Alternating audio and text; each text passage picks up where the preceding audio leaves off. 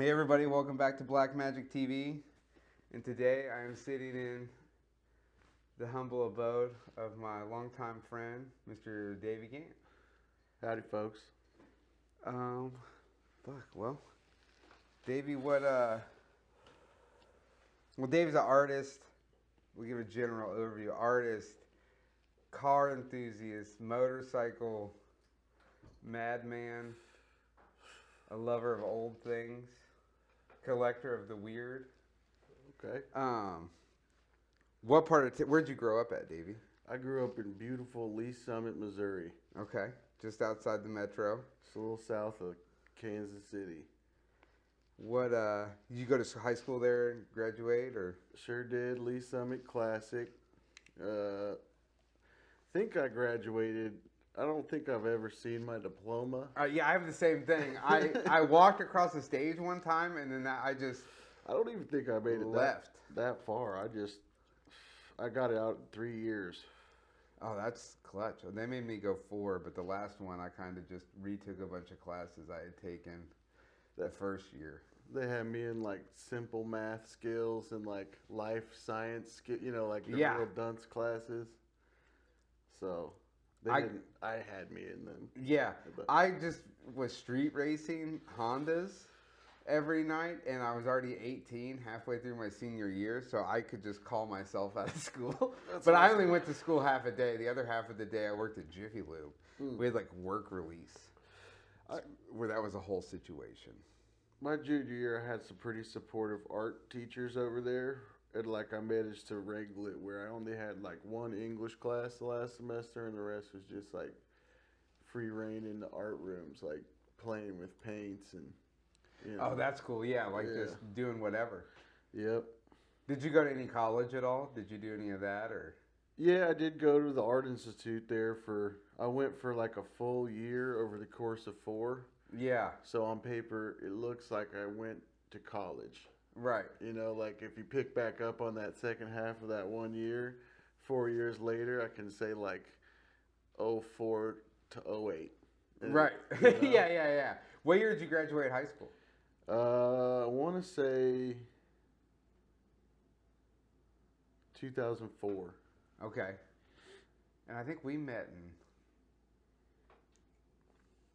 I don't remember, 2006 or 2007. That sounds right. It wasn't that long after that. No, because I graduated in 02, and then I took off to Wyoming in 06. I went to Wyotech. I spent a couple years just like dinking around here. Let's make sure that didn't unplug. You should be good. Oh yeah, you're good. So yeah. Now, did you do any? Was you like? When we first met, you were just an artist. Like you were. I mean, you could say you're just an artist, and that means so many things. You were every job that you had was derivative of someone in the art community. It seemed like at the time. Right, but that also means construction. Right, it was driving. When you used to work for that guy driving art across the country, that was pretty wild. I did that. I feel like I did. To not have a job, I had to have like 4 or 5 jobs. Right. And when we met, you had that crazy art space. Oh, down on. Was that 19th Street? Yeah, like 19th and Charlotte. Yeah. That was cool. Mm-hmm. That was a good time hanging out there. That was great, man. There was like a good bunch of folks that were all doing Skylar cool was shit. next door. Yep, Skylar. Skylar Beaverly. I think I lived at one point or another in like every one of those units. Yeah. So. And people are still down there doing. I mean, a couple of them. One of them is a tattoo shop now. Yeah. One of them is Derek is down there. He's been there since. Same guy, right? Me. Yeah. That was the dude that did all the super crazy art. That was like, yeah, it was always like real dark. It's awesome, and he's been doing it in that same spot for like, now it's almost 2 decades. I think. Yeah. Cat's freaking out. Cat is freaking out. I found the camera bag. Yeah, that's a long time. And so when we met, we had just talked about this. We met each other off of a Craigslist deal. Yeah. Because you had an iron head chopper. and then I had 2 cars I no longer had a space for. It was that blue one, right? That blue Chevy. Yeah, no. The iron hair was blue. Or did I already change it all up? It was green. I painted. That was when I Yeah, started painting. and it had the infamous green seat on it. Same probably color, green and green. It was. seat. It was. I think the tank was the same color green. And it had the leather. It had that giant Springer front end. Yeah. And those leather tassels hanging off the handlebars. I remember that. You threw those right off of there. On the drive home, I was untying them, throwing them off. I mean, they were stupid as shit. It was funny. It was funny. The funniest thing was Eric having to watch me in the middle of winter kill that thing at every light and then try to kickstart it back up again. What was this, like a 71? Man, what year was that thing? I think it was a 71 because like every Sportster I've had. No, it was later than that because it had it was 1,000. No, but it was 1,000. But wasn't that? It was at AMF. Right, but it'd be like 70. I don't know. I don't want to get on here trying to remember name Sportster dates. Yeah, people. Yeah, we'll hear about that one. No You shit. guys were wrong. It was actually a 75. Yeah, People get too fucking technical. It was a badass Sportster that was cool. that I then just proceeded to destroy every day. And It was that bike never left me hanging though. was right side shift, right? Right side shift. That'll narrow it down. Yeah.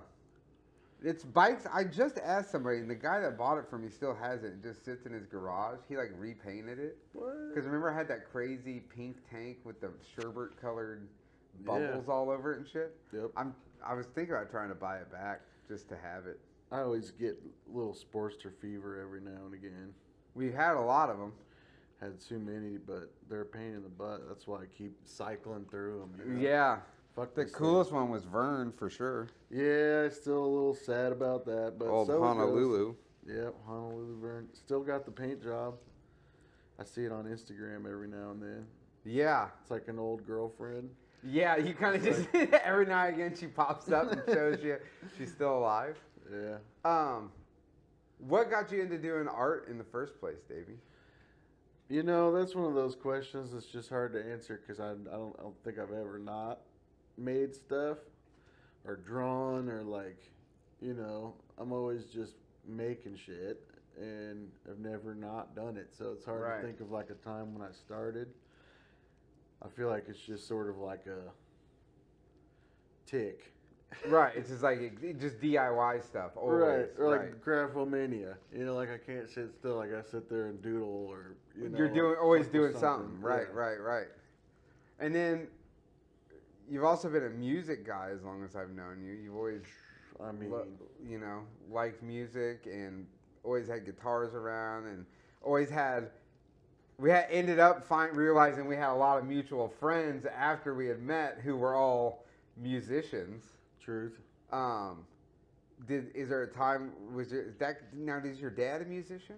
My dad is a musician. He plays everything, but like, I guess if you call him anything, he's a piano organ player.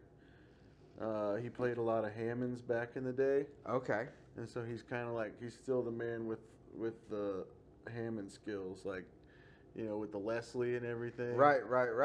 So, and he's an amazing musician. So that's been around my whole life.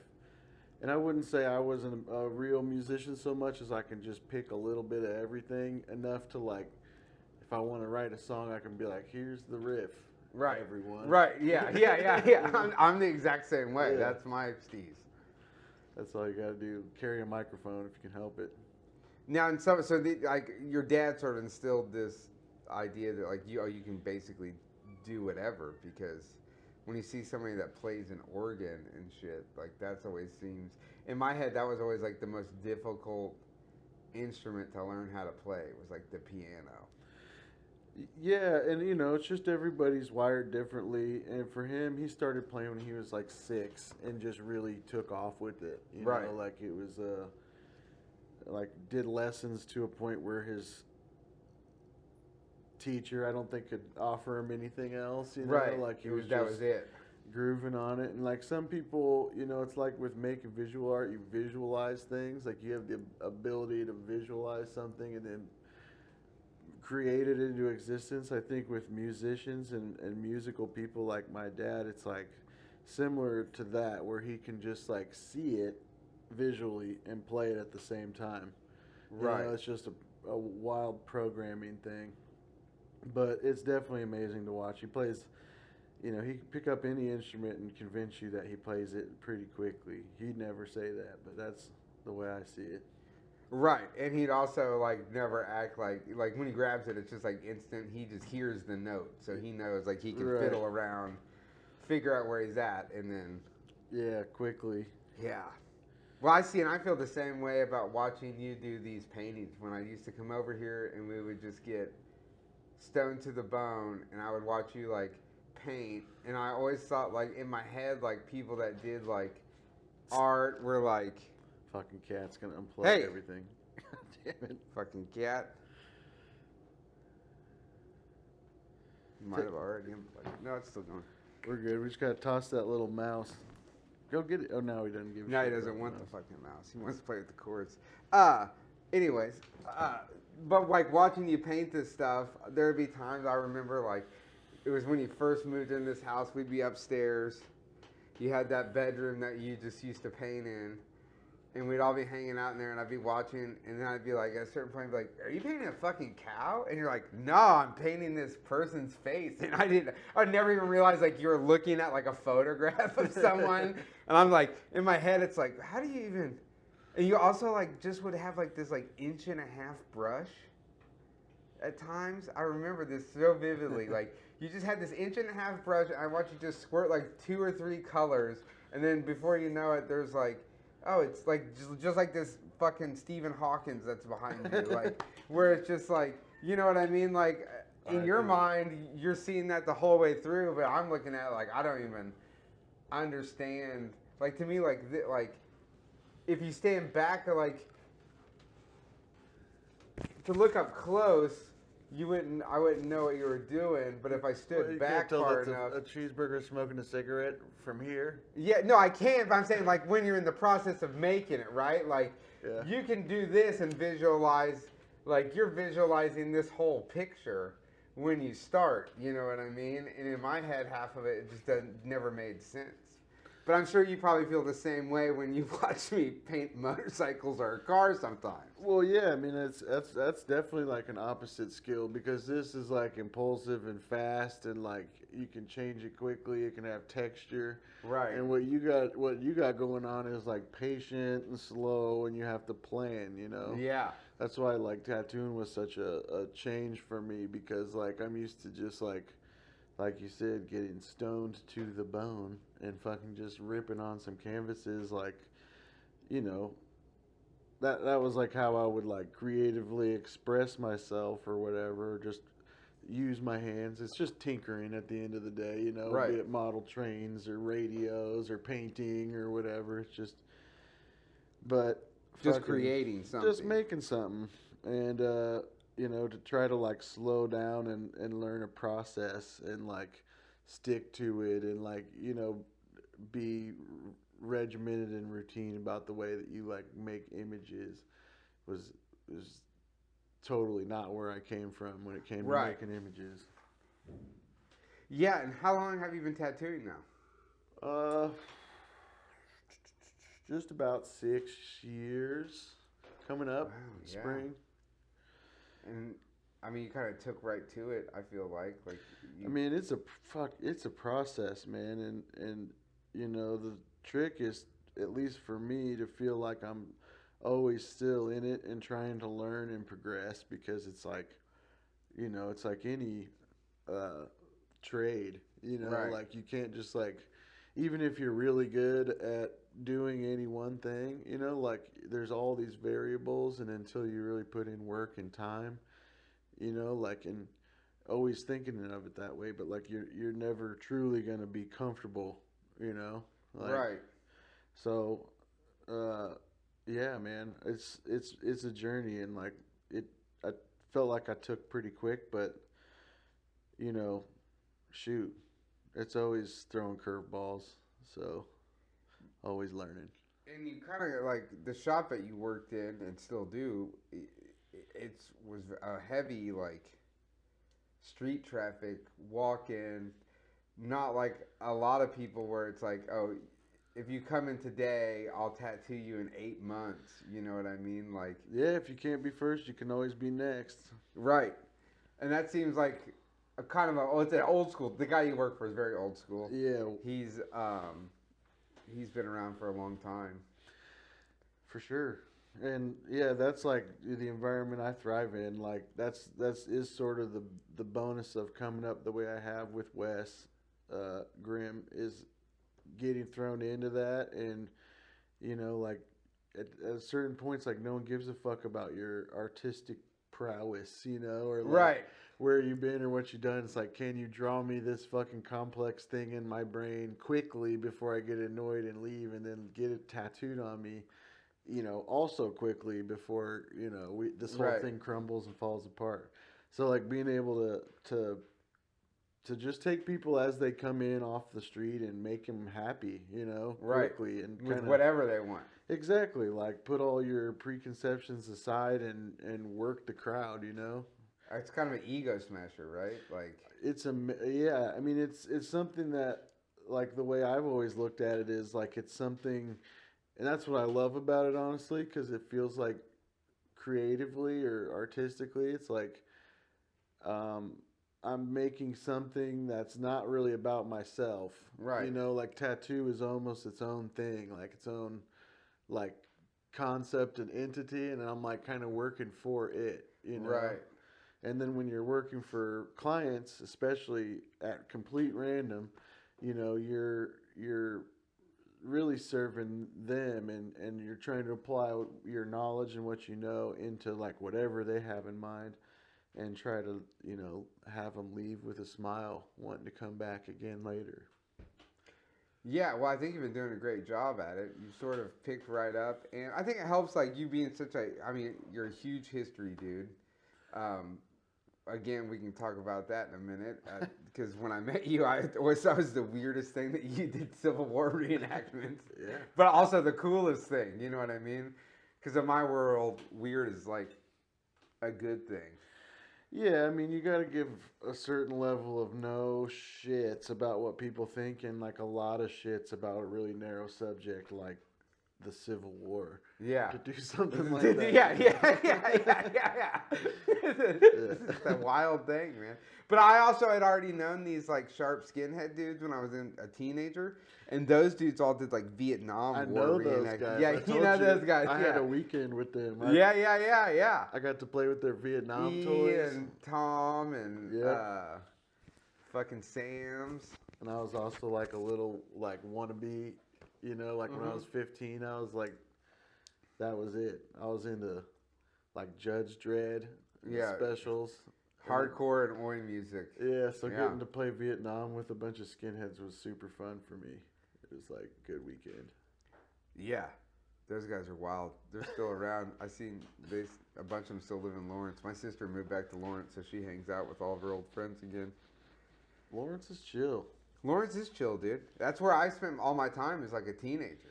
Was like out in Lawrence, hanging out with these like older punk people, because I was like working for Jeff Fortier at Pipeline, and so I'd like in high school. I don't even think I ever went to a party. I had like two friends that I went to high school with, and I still have those two friends. But like I maybe went to a party my senior year of high school that was like a high school party. Yeah. But like at that time, I was like hanging out in the Bottleneck when I was 16. Like Right, you know right. what I mean? Like I was drinking in a bar, so hanging out with those people wasn't appealing. I was Civil War reenacting. Yeah, you're reacting to the loss of the loss of the last 2 centuries. Man. Fucking wild. What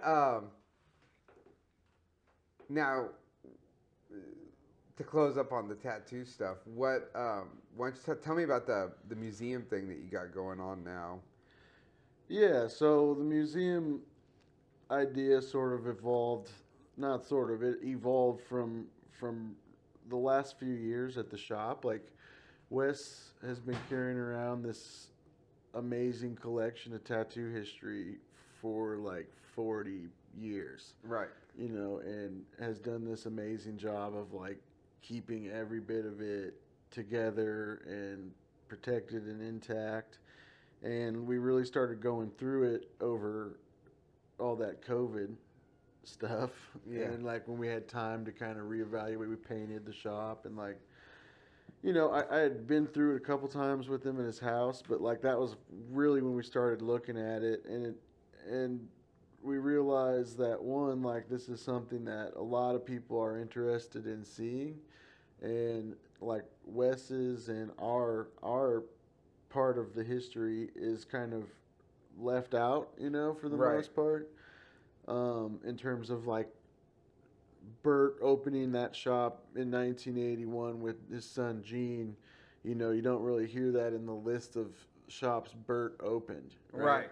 But like here we have like the letters written from Bert to Gene, you know, telling him how to, you know, sending him springs and all kinds of designs and stuff. So it's like a long process where Bert was setting Gene up before they actually opened the shop, and then like the Kansas City Star did a article when they opened up, and it's Gene and Bert bare chested on the cover, you know, Yeah. arm in arm, like explaining the whole history of the shop, and that's right actually when Wes entered the picture. So the museum is sort of celebrating that. Like we have this beautiful, amazing little like entryway into this like fucking labyrinth of tattoo history, Right. you know, which is like this incredible, you know, very real, and I say that in a uh,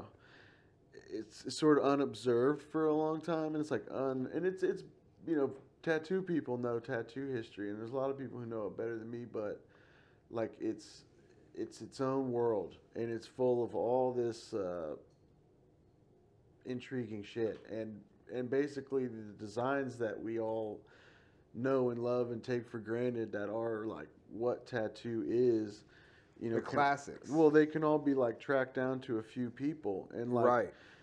like the act of owning tattoo shops in that time was just like insane, you know, like driving a new car during the Depression. Right. You know, like the guy was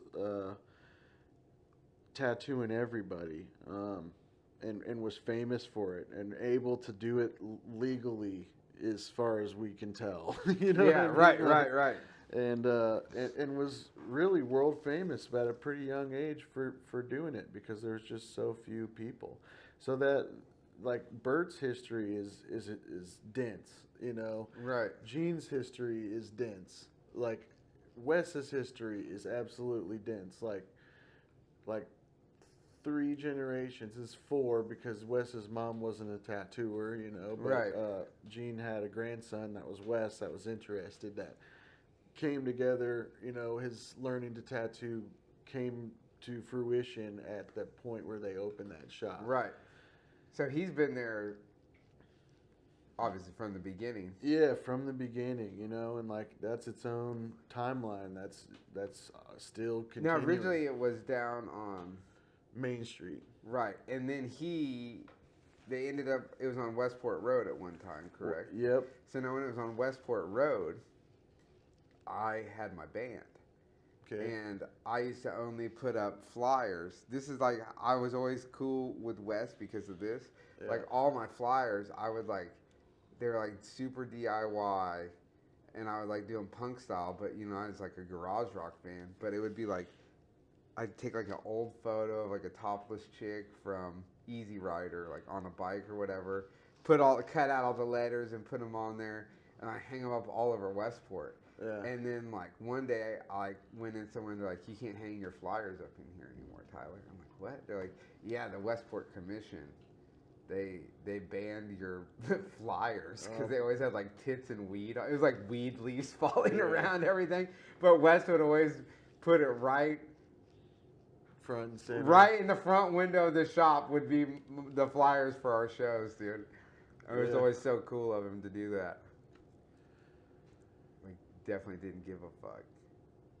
But he's also into old cars. He's always had an old car. Yeah, he had that 56 for like, I think that 56 Chevy he had Jim Green built. Yeah, I think he had it for like in the early 90s or late 80s. Yeah. He built it. So he had it that whole time. like over 20 years, right? Like 25 years. something. Yeah.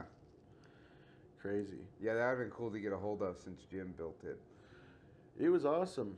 Yeah. You know, you got no mirrors, like pretty straight, Mm-hmm. straight hot rod. Straight hot rod. But like, you know, the interior of course was amazing. And that's, you know, that's its own whole tangent of history right there, you know. Yeah, that's a hard one to track down. I know Jim's son, Yeah. not Justin, not that shitbird, Jim Green Jr. Yeah. And Jim Green Jr. has the trike still. I've the seen them. They're Doomsday Cycle. Fucking cool. He man. has, dude, what's cooler than that is in another buddy's garage, he's storing this, like, you might have seen it, maybe not. It used to sit in Jim's house, but it's like an old Pontiac or Plymouth. I think it's a Pontiac. Like a 60s Pontiac that's like candy apple red. Whoa. It's super cool. And it's sitting at, I'm not going to say whose, I'll tell you afterwards. But it's been sitting in their garage because Jim's storing it there at their house. But then Jim has this bitchin' like street freak Camaro that like his dad had done all this like wild, like it's got like all the 70s shit, dude. Like the flared out fenders and like a bunch of like glass work done to it. And it's got a wild paint job on it, and it's been painted. They painted it a couple different times, you know. Fuck yeah. But it's like, it's crazy. That guy's history is crazy because when I was with little Bobby in that shop down on the boulevard, yeah. so Ralph that owned that place, Garcia, that was Garcia's Mild to Wild, and Ralph had a station wagon candy painted by Jim, and when Jim did it, Ralph went and watched and like learned and got tips from him, and that's how Ralph went off to do what he did. But Ralph was building cars like, dude, all like, I'm pretty sure like I don't want to be quoted on this again. I think the purple Caprice that maybe it was in a bunch of rap videos he had done. But like Kid Frost, you remember Kid Frost from the 90s, the rapper? Is this like famous like cholo rapper dude? Like he did all these the cars that they built in that little shop behind Boulevard Nights. It's crazy when you see the history of that. Like it's like going into like George Barris's shop, but if it was for the lowriding community. That's awesome. And it's like crazy because it's here. You know, it's in the Midwest. No different than like the motorcycle thing with Jim Green, like with Wild Childs and Ray Farner. Like I went down to that shop a couple times. I feel like. Yeah, I'm sure you did. It was down there by the El Torreon. Bobby did that pinstriping on that green Triumph. Yep. Remember? Yeah. Remember? I remember when Tom Fuqua showed up. That I think it was the Double Diamond, but he came and bought all them. Jim gave him all them that frame, that panhead frame, and that chrome motor and shit. I had that photo of that bike that was called Renegade back in the day with the same frame, same molding. Nico has a frame that Jim did. That's this crazy panhead frame that's all twisted metal. Yeah, doesn't it have like a side scoop on it or something? No, like the tank, like the frame goes like this, and the tank mounts inside of it. It's crazy. There's another guy who offered. With it? Well, I'm trying. We have a guy that is willing to put a motor and transmission in it, and then wants to redo it and take it around to like shows. Well, and I'm trying to get it to where I want to do it. You know what I mean? I want to restore the thing, but I want to try to get it in like the Peterson or something if we do it. Well, let's talk. Yeah. It would be cool to get everybody together to rebuild this thing under the sole purpose of no one's going to own it, and it's going to go to a museum. Yeah. So something that Jim did will be. That's cool. In a museum, you know what I mean? Wow, that's real cool. And that's interesting. I like that. Because then there's no feud about like. I feel like that way you don't have to have a panhead that runs. Like we can use a panhead that might not be worth redoing. Well, We can make it look pretty. You know what I mean? We can, right. or we make it run and ride like it used to, and still put it in there. But I don't think anyone should. Everyone would have to go under contract. It would have to be like a thing you signed that said you're donating this under the guise that we are going to donate this thing to a museum.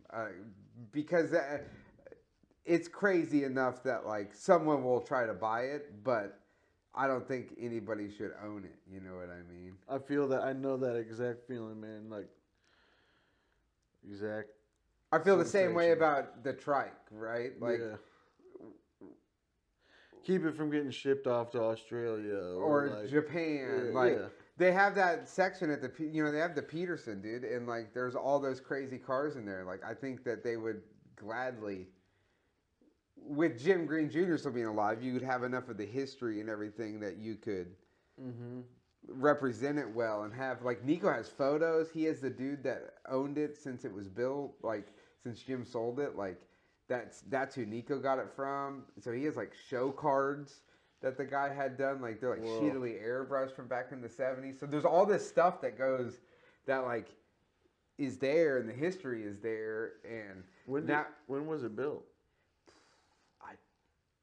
I want to say the 70s, maybe. Okay. But, I mean, the whole frame is twisted metal. And it had one of those curved front ends that he built on it. Oh, no shit. Yeah. It's a wild dude. Like, we've tried to figure out. The guy swears that he used to ride it all the time. But we're like, oh, how do you even ride that? That thing, the crazy curvy Indian girder? Yeah. I had that issue of Choppers Magazine where they came out and, what was that guy's name? It was Ted Nichols or something like that owned it. And, like, that, I've always wanted to bust that out. Like, the extended crazy fucking radius. Yeah, he'd make those curved. Dude, I sat there in that shop with Jim, and he, like, we cut this frame up, and he was, like, showing me how he used to build frames back in the day, and it was wild, dude. Like, they were definitely on some, like,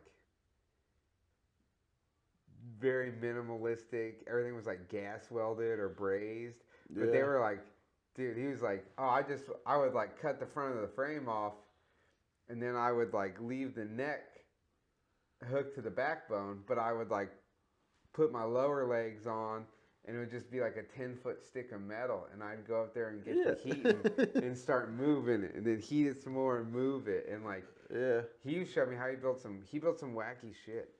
Eric had in Eric's van, they had found at a junkyard or somewhere an interior that Jim had done, an upholstery in a car, or somebody had it, and it had, like, Jim's card on the bottom, like this. Like, it was like, cool. This was upholstered by Jim Green at Wild Childs. He used to do it all, dude. He was that teacher at the Art Institute. Yeah. Like, I've seen the photos of that show where they put all the trikes in there.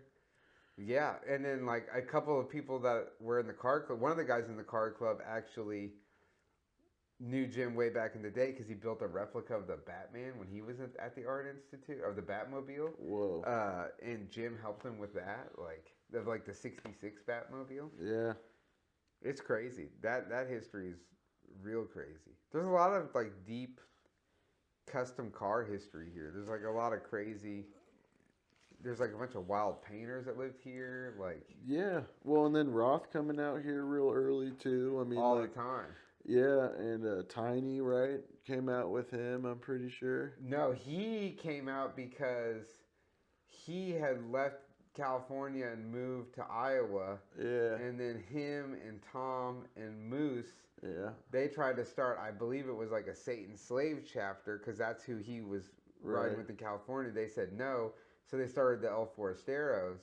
Then that led to them ending up down here hanging out, which led to them, like, David Mann and Sam and those guys starting the chapter here, which is all those photos of Tom and them from the 60s, where he has that wild-ass Admiral hat on, is right over there in Sugar Creek by Mark's old car lot.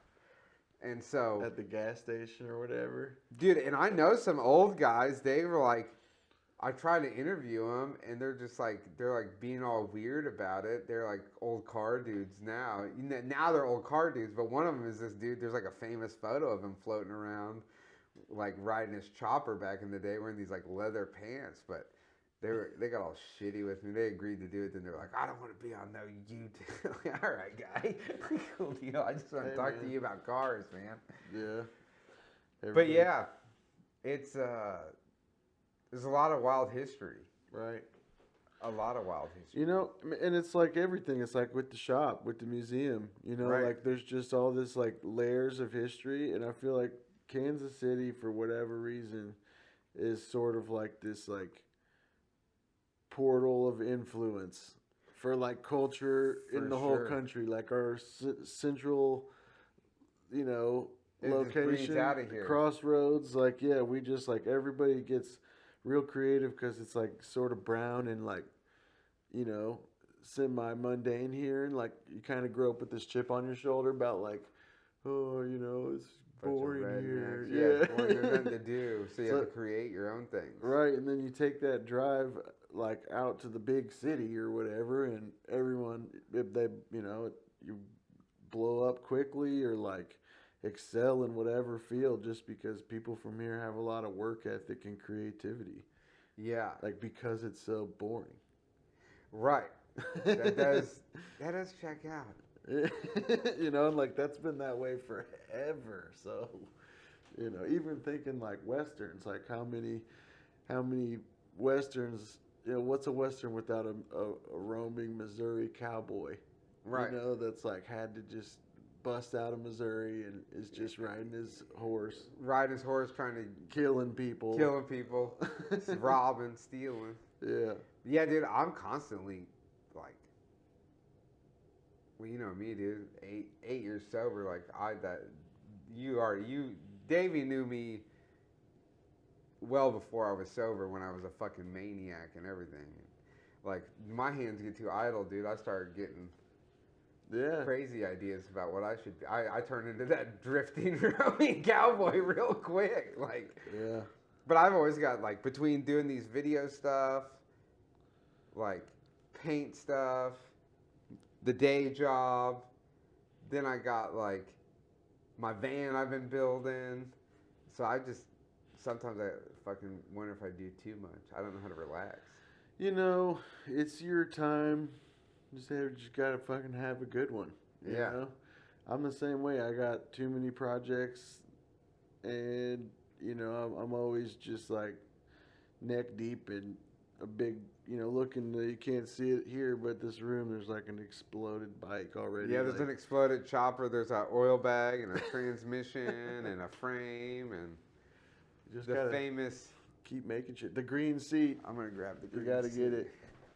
I love that The seat. I've had that thing for so long. It's meant to be. And you know where I got it, right? Did this come from Skylar's bike? No, it came from Terry Sanchez. Okay.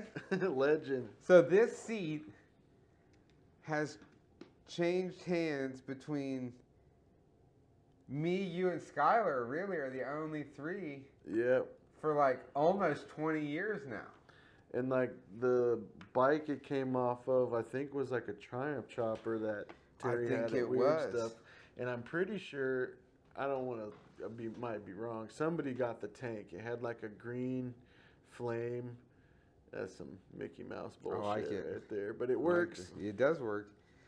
But yeah, so this was on my iron head, and then at some point, after I painted my tank, the seat didn't match anymore.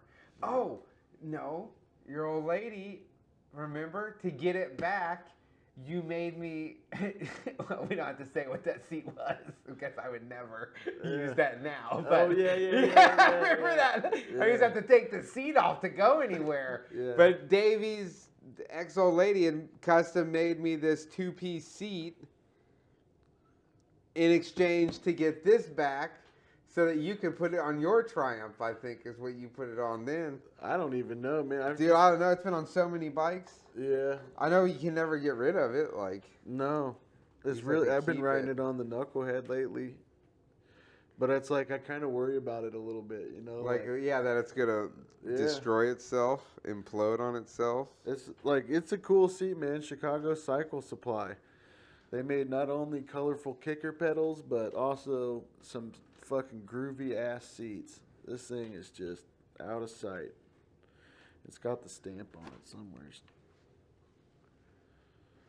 No, it's a cool seat. Yeah, there I it mean, is. there's a vinyl repair. Somebody could Chicago's repair that vinyl. Cycle Specialties. Yeah, I used to have a Chicago a kick pedal from them. Yeah, fuck yeah. But just I never see the seats. you No. know? And like I wouldn't. I'm never gonna fuck with it because it's like perfect the way it is. Yeah. That color's insane. Like you just. I should probably just put it on the wall. Look at it forever. I might as well. Might as well. I'm trying to think of like, you had the Chevy van Yeah. that we traded, and I ended up with. We also, again, another time I got a Dodge van from you. I always end up with it. You buy vans and then I end up with them somehow. I just, you know, The Dodge was for sale up in like Illinois or something recently. that was a cool one. Yeah, I should have just done a bunch of mechanical work to that thing and made it run better, and it just didn't have any fucking power. I can't believe the thing's still running. Somebody had to have rebuilt that motor or something by now, because it was like, it just had no balls Yeah, it was at fucked. all. If I was rich though, I'd still have them all, you know. Yeah. Then I had the Chevy, the Gator Wobble. I got that from you, and that's the one that Nico and I painted the wizards and shit on, and it's still in town. The people I sold it to, they still got it. Mackenzie, she still has it. It's up north. They live up north town. Huh. Her husband Josh tattoos at A1, Oh, okay. and he has like a G20 Chevy van. What bike do you have right now? I got that 41 knuckle, and I'm building this 58 pan for Wes. The Panhead's cool. It's got the Stone Cold tank on it. Shit, yeah. And then, what's your Cadillac you've been driving every day? Oh, the 77 coupe. The 77 Coupe. Yeah. Is that your minivan out there too? Or Oh, is that, yeah. It's all fucked though. The goddamn window just fell out of the thing the other day, so it's Oh, like, shit. well, you know, it's nonchalant. Yeah. That's what I like about it. Nobody's Nobody's just- looking for you in that. Yeah, not at all. Not like anyone is anyway, but like Right. it's nice Incognito. Well, you Oh. know me. The van rules, dude. Yeah, Rules supreme. for Oh, sure. you need to go pick up parts? Cool. Pop that back seat out. I don't need help like looking like an asshole from like a distance, you know. So like a car like that, kind of from the shoulders down, keeps it, you know. People are just like, oh, look at this nice dad driving his fucking minivan around. I am a nice. I dad. fucks with the minivan. I got a Safari right now. I drive a van. I have two vans. I have three vans actually. I got the 75. I got a Econoline that I need to get rid of. And then I got the Safari. The Econoline runs and drives too, but I was just like, I got that Safari and was like, cool. I'm like so down for having a car with an interior for the first time that like the windows work and like Yeah, man. like the heat flows cold and like it doesn't. It's just not like a cargo van. You know what I mean? The orange sure. van I'm redoing. I got a LS motor I'm rebuilding for it, and then that thing will be. I'm trying to make it a daily, Get all your reliable gas, decent as you can get gas mileage daily driver, right.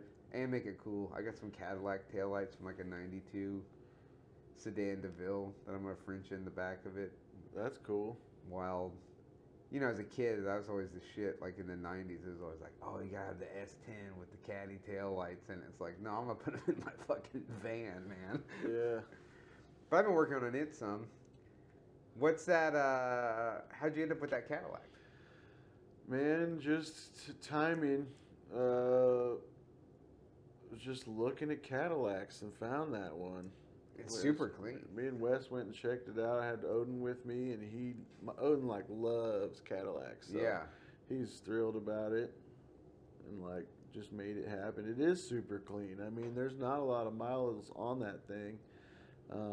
It's fucking awesome. Drives like a Cadillac. Right. You know? Yeah.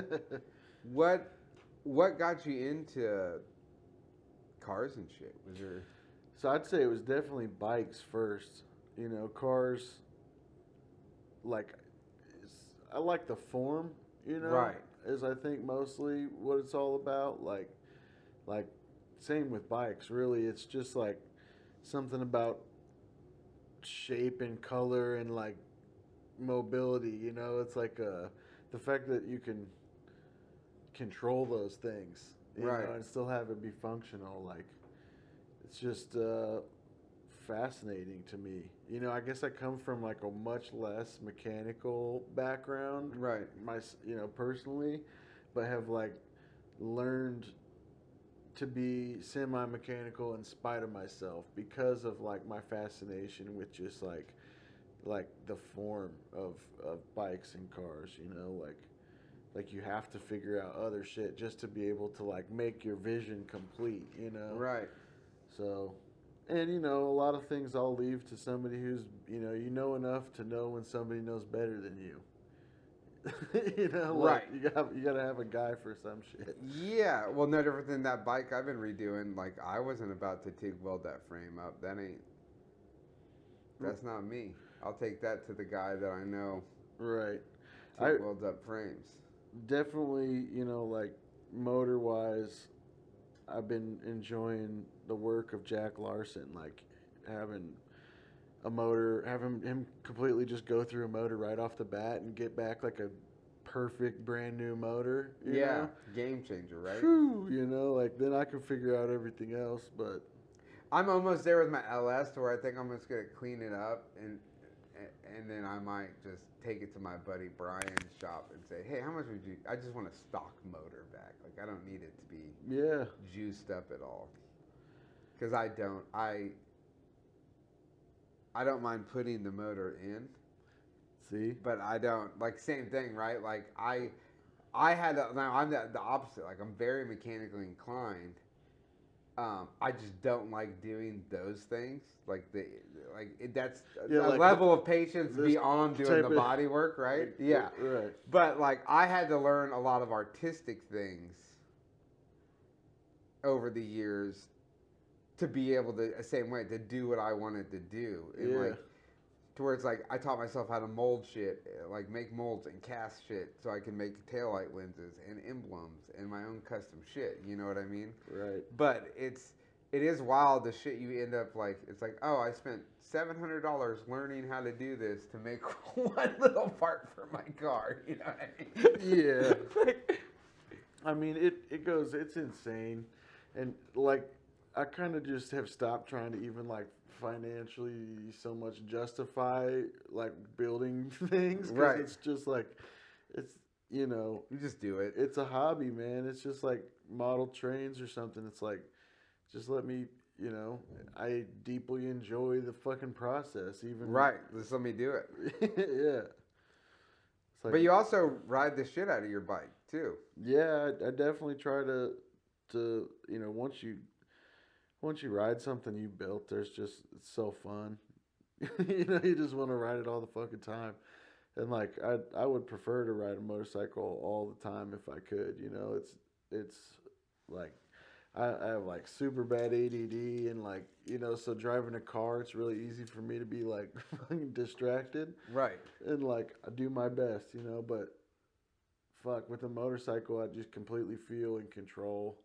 You know, it's like a whole different level of experience, you know. You're like I'm like present completely, you know, and that's Right. like the best part for me. It's just a good space to be in.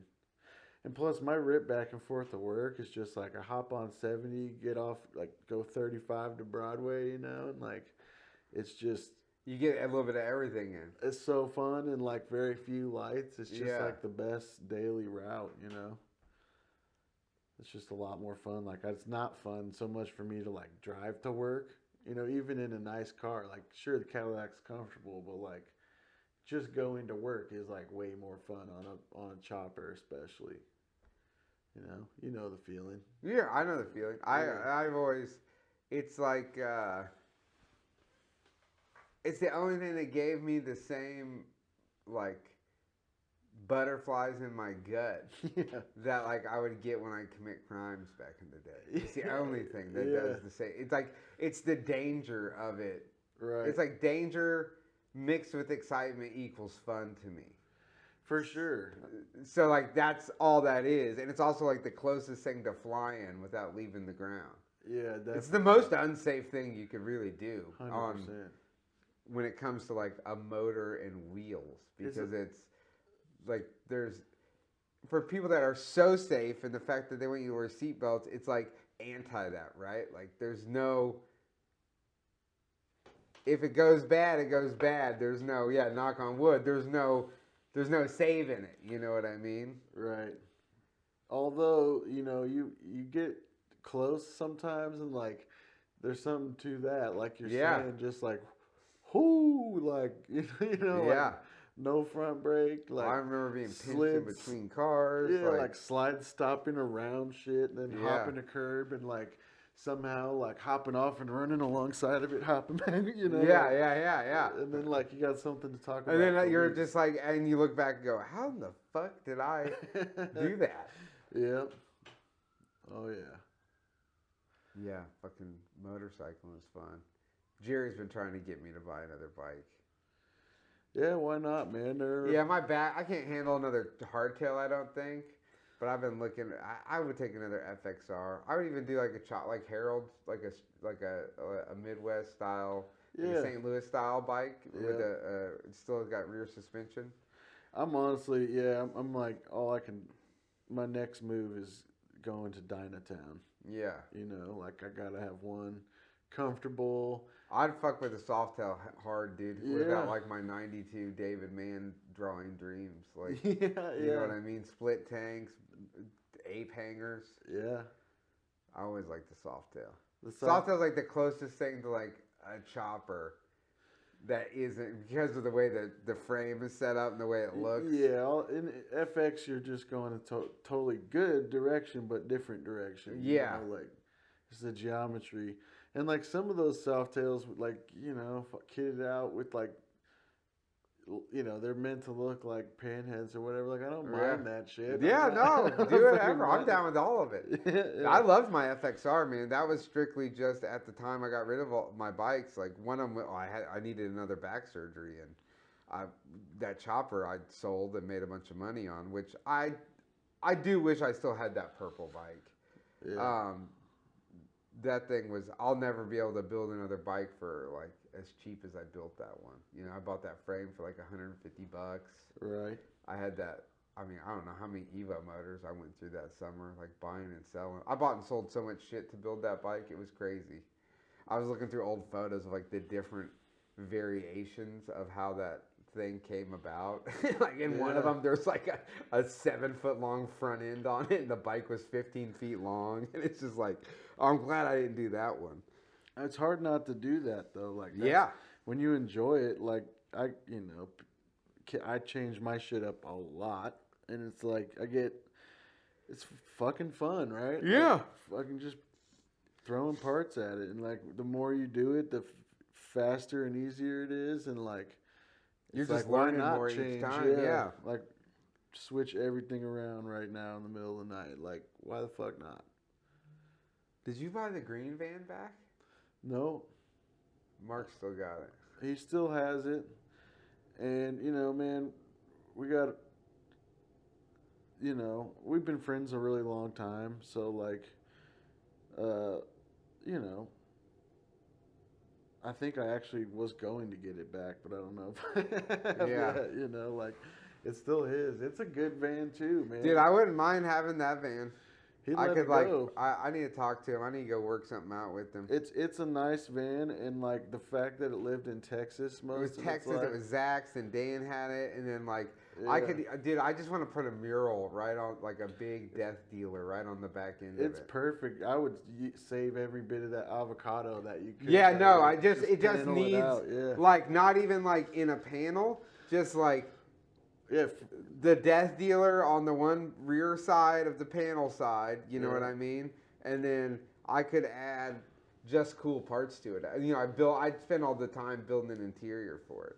There's like he has a fucking real sick van, like mud flap that's over there that would fit on it. I think there's a visor. Oh, he's got those damn Yosemite Sam. I got flap. those. Oh, do you got them now? Yeah. I got the old ones anyway. The whatever.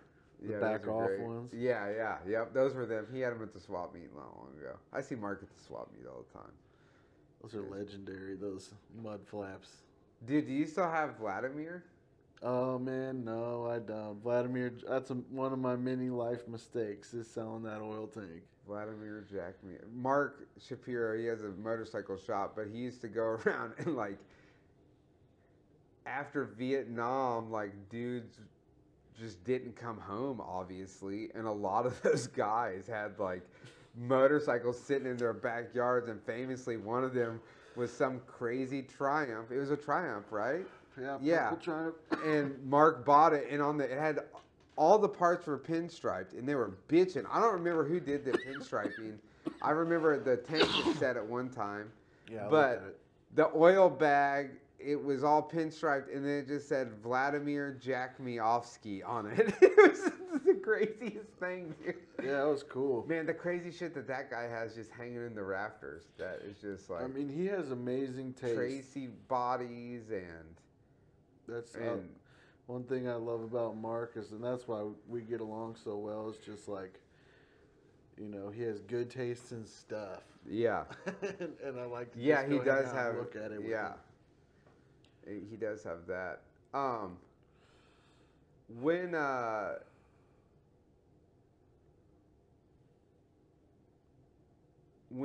is there like another thing you're looking to build soon? Is there a just this 58, man? I got the motor, got the transmission sitting there. I'm going to paint the frame when the next time it's warm for a few days. Yeah. The old porch pirate style. Porch pirate.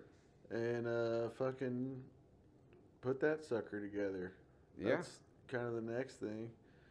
We've been working on it collectively for like 6 months or so. Had a motor built, jack again. I've been through like 7 different front ends on it. I've been watching the front ends come and go on the Instagram. It's weird because it's like, you just gotta go. Like for me, I gotta keep rolling it in the dice until I get the right. Until you know it's setup, right. Yeah. And like when it lands, it. Like it's a weird feeling. But then it sucks because like I almost hate a finished bike. Right. It's like, fuck, like, what am I going to... Yeah, it's been really hard to get you to, like, every time I've painted... I was browsing through and found the photos from the Triumph, the green one, and we did it green. Yeah. That was and then we did it purple. The purple was dope. It was like purple to white, right? Yeah. One fade across the whole... whole bike. Yeah. That was cool. That was cool. That was a cool one. Man, we did the metal flake tank that time. Yeah. With the root beer dish panels. Cool. I saw that photo. Big fat flakes with the big fat flakes. That was right when I got...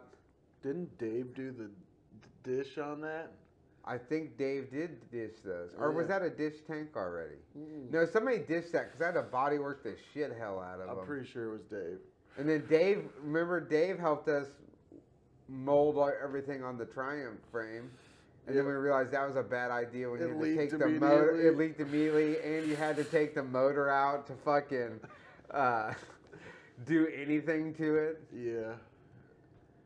Yep. Fuck, we built a lot of stuff. I still want to do a molded bike, man. It's like the dream, really. Just let me know. We can do it. I know.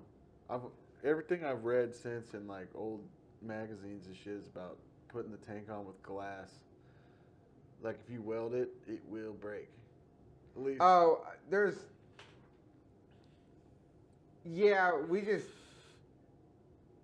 other ways to do it that it won't break. What? Like TIG welding it and right, things like that.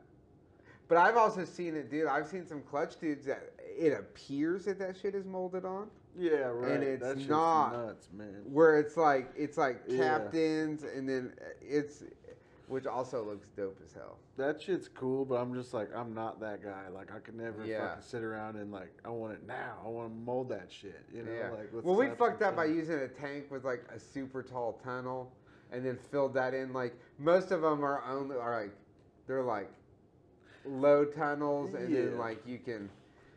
We could do it now. Fuck Make yeah. it happen. I like the idea of glassing the thing on the frame because, like, you know, there's like, it makes a lot of sense.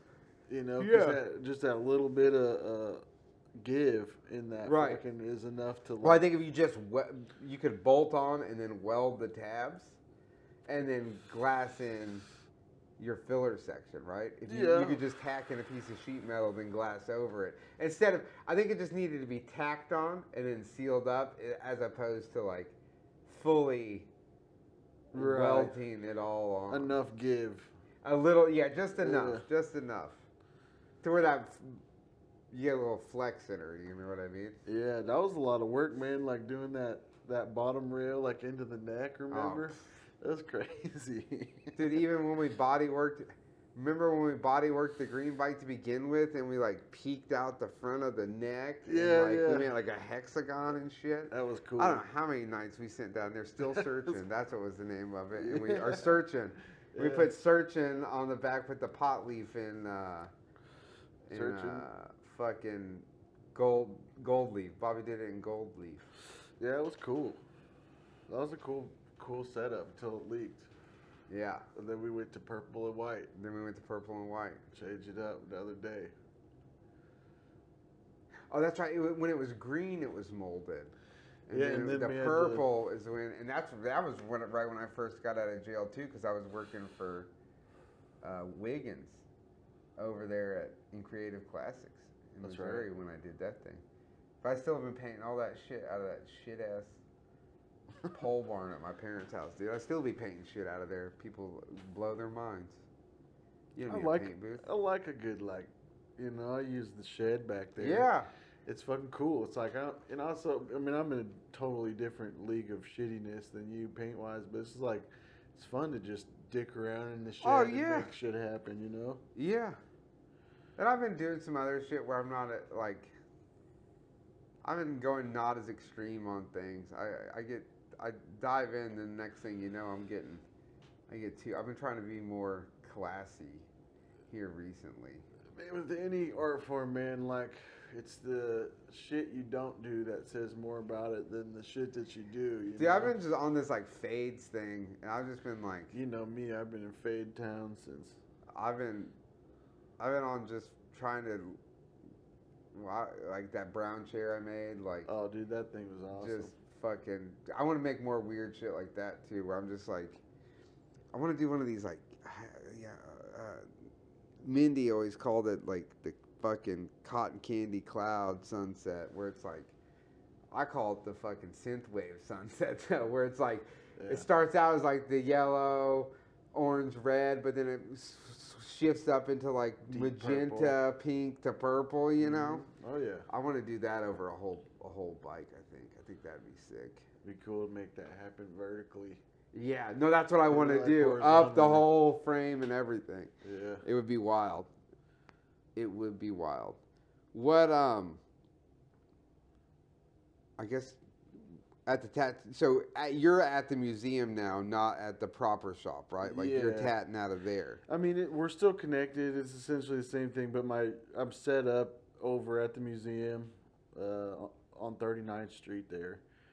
And I've been there since about March last year, so coming up on a year. Nice. And what are your hours there if somebody wants to come find you? So it's 311 West 39th Street, and we're open 10 to 7. We're open 10 to 7 every day but Tuesday, and I personally work Wednesday through Saturday. And then Corey, my friend and coworker's over there by himself on Sunday and Monday. So really any day but Tuesday, and we got you set up. And you're always like, gonna do all right over there at the other shop too, at Grim Tattoo on Broadway. They're open. They're 12 to 12 every day of the week. Oh, so you got. Oh, I see what you did. What's that? Well, you don't have to work till fucking midnight anymore. Dude, I'm old, man. Yeah, no, I get it. You know, I'm like, when I come up there to see you, I'd always be like, Jesus Christ, you guys are open till midnight? dude, I was staying there. I was doing like 12 hours, and I loved it. That's why I was there. You know, like it was hard to peel away from it. I'm not complaining because I did it by choice, but like it just wore me out over a long period of time. Like working from like I'd get there at 11 because it was always fun to like be there first and shit, and then I'd stay till like 1 a.m. all the time, just dealing with like still doing slinging tats, but like also like bouncing off insane people, because you know how Westport is at night. Oh yeah, Westport at midnight's a wild people trying to get tattooed on a Friday night. Not even so much trying to get tattooed. It's just because the customer base there is amazing. We have some of the best clients, like you know, I enjoy everyone I work with regularly. Like, it's awesome. It's just like, you know, and I love Westport too, but like, you know, the amount of, like, you know, fucking like phase 10 zombie level tweakers out there. Yeah, oh like, yeah, it's like insane. I lock them from like 5 blocks away, and you don't even realize you did, and then next thing you know, they're like charging at you with like a syringe filled with poop or something. Yeah, like, yeah. It's crazy. I didn't even make that part up, man. Yeah, no, I know you didn't. That's real life. Yeah. So it's been a little more chill for you then over at the... Well, yeah, and a like... little more home life structure. Kind of. Part of it, too, is just, like, trying to get... Like, I drink a little bit, but, like, not a lot. And so there's just, like, nothing for me past, like, 9 o'clock out there in the world, I found out. You know, like, I don't need to be You were never a drinker as long as I've really known you, you know what I mean? Like, you know, you weren't a... I could always... You've been a weed guy, yeah, always. Definitely a weed guy, and, like, you know, I guess I'd just rather be, like, you know, at home tinkering. That's all it is. Right. Like, I get satisfied by, like, fucking around like crazy person making shit. Well, when you get done at 7, yeah, you can come home and tinker still. When you get done at midnight, all you want to do is fucking go to bed, and then by the time you wake up, it's time to turn right around and go right back in the next day. Right, or just even like having dinner, you know, like and like I'm just watching TV, like things that I like take for granted. Yeah, but, like I get to do again, like. And, you know, it's kind of nice having, like, the breakfast crowd over at the museum. It's, like, it's a way that, like, we can have hit a certain demographic that doesn't overlap with the other shop. Right. And then, likewise, in return, they have the nighttime. Right. You know, so works out because we got a pretty symbiotic situation going on over there. Yeah, that's pretty cool. I need to come check the museum out. So. Yeah, man. You come check it out. Where you have to smash a penny. Oh yeah? Yeah, you got a penny smashing machine? You know it, Oh, man. hell yeah. Hot dog. Hell yeah. Living out, that's my Branson favorite part of Silver Dollar City right there. Go smash that penny. Yeah.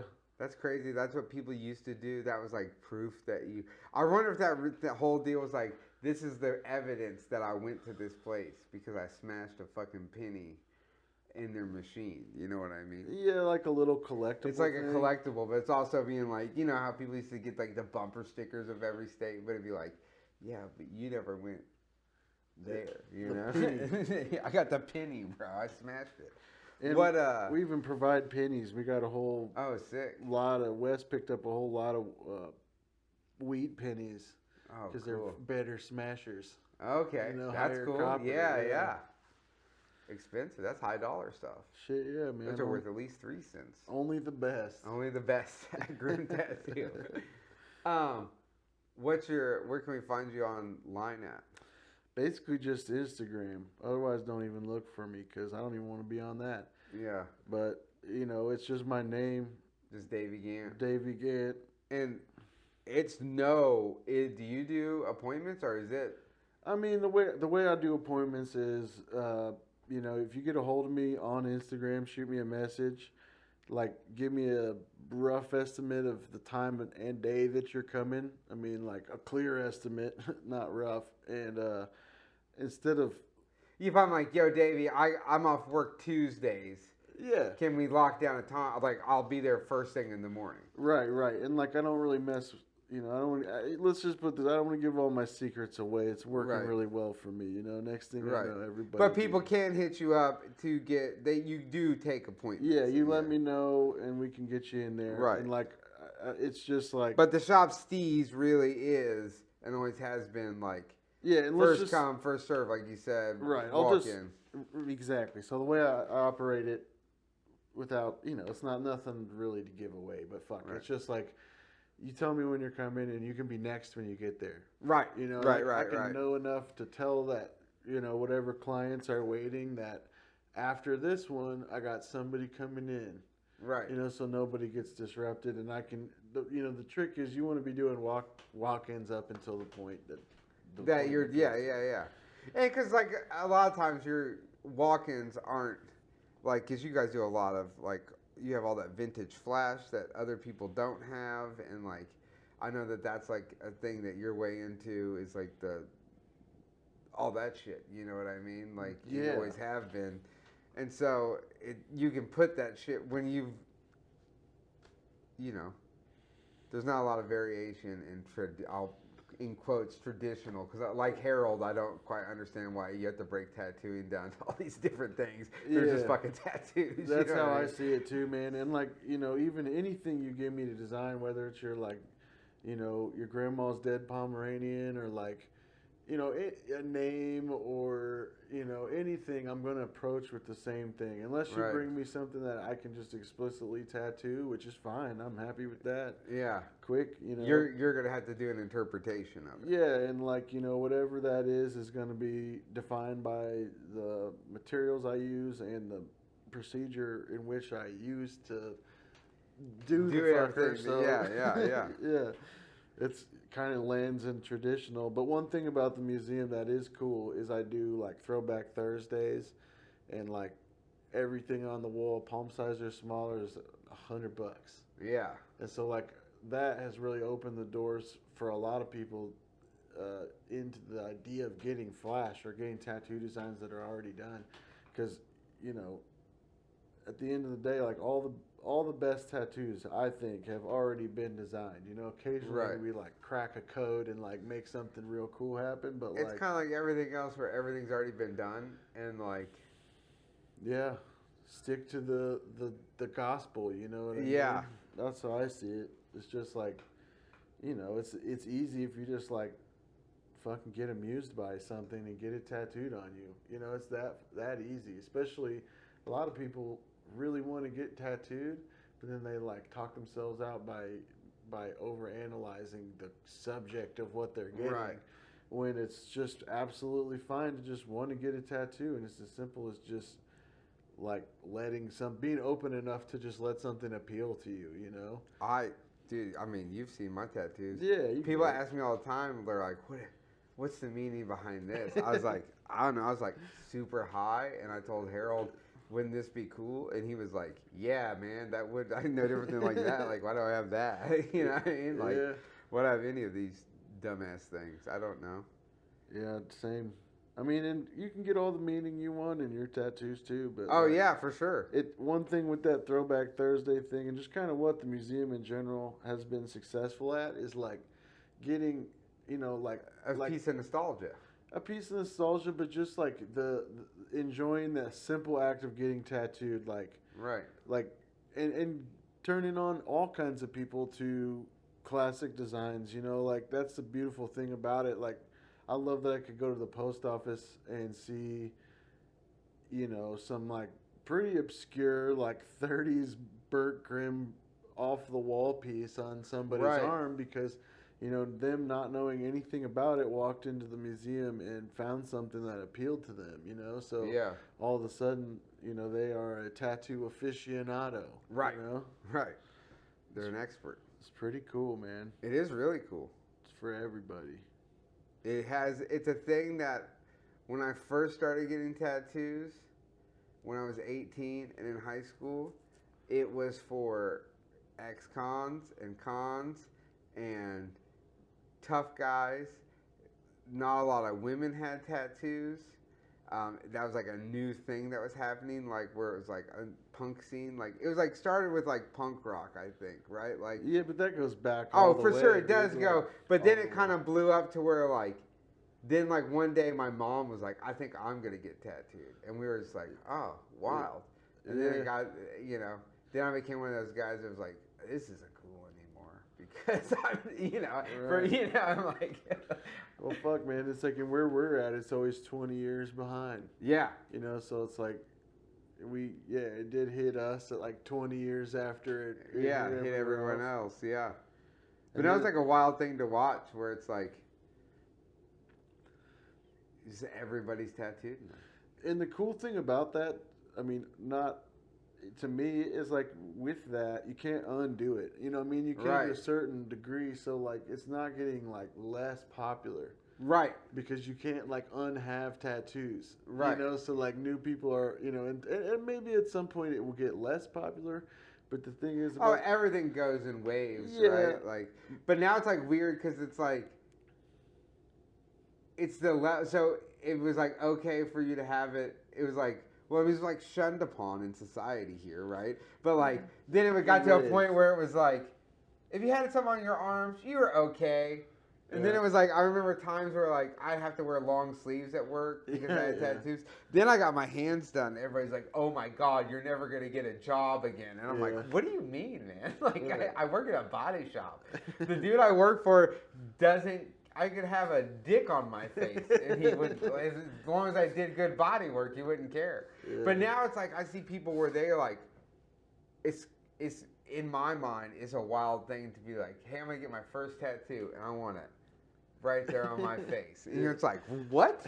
Like, what? Like, you've never even been tattooed. You don't even know what it feels like. You're telling and day me, man. one, you want to get your eyelid tattooed or something, It's crazy. It happens. I get those requests all the time. It's like different generation. It's like yeah. a different approach, and like it's easy to be like, oh, that's dumb, But at the end of the day, it's like, what the fuck does it matter what I think is dumb? Right. Like it's like we're all. And also, I wonder if it's like an extreme thing where they're like, oh, we have to take it. You guys did that? Like, we're going to this other extreme. It's also weird to me that It's like like a bunch of internet like the shit. younger people, like all their tattoos, they look like sketchy tank artwork. You know what I mean? Like, Yeah. it's really weird. I don't understand it at all. It's like, hey, don't you want some color at all? Man, and that's cool. I'm like completely down with doing. I'm black down ink with all of tattoos, it. Yeah. But it does like for me, like You're like me. I like I'm color. always like, come on. I mean, obviously, this Yeah. has like every color and known in the universe on it. You know what I mean? Like Yeah. I can't think of a time where it's like, oh, that black and gray painting that Davey did was, Yeah. It's never like that. I'm the same way. I'd prefer something a little. Not it doesn't have to be a lot. It can be Something. subtle, but. I like something. Chrome out, like, oh, you got the chains over your knuckles? Can you make them chrome at least? Fuck Like, yeah. Well, and like the thing too for me, it's just like, how do I break an image or an idea down into a tattoo, and like how do I best represent that thing? And like color's kind of necessary. Like a lot of times it's just a layering depth thing. Like Right. you can't just have like a black thing be behind another black thing. Right, So like color's right. used to just show depth and space and give it the magic of 3 dimensions. And like without it, you gotta plan and think so differently, and sometimes it's just feels stunting. You're like, Yeah. come on, let me fly. I want to. Yeah, I mean, let me free my chains. Don't hold me to these. Yeah, I've always been that way though too. Like when I've had with Harold or anyone that it's just sort of like, hey man, I trust you, and I like your art. This is what what I like. Here's my idea. You do whatever you want to do, and that's always, like I told Harold I wanted a winged motorcycle wheel. Right. Well, that's how I end up with a vulture with an invader wheel between it. That's his version of a wing. You know what I mean? So no, it's like that's cool. crazy things like that. No. All right. Well, I know you gotta get going. You gotta go get the kiddo. Everybody, go find Davey, follow him, and if you want to get tattooed, don't be a bitch and like try to set up an appointment. Just go up there. Show Check up. out the museum too. Just go check the museum out if you're in Kansas City. If you're visiting, if you're out of state, still just come to Kansas City and check it out. But dude, I fucking love you, bro. Yeah, man. So good to see you. It's good to see you. It's been too long, and we'll not do that anymore. We'll see each other sooner. Yeah, for sure. Absolutely, man. Well, it's been fun and it's been real fun.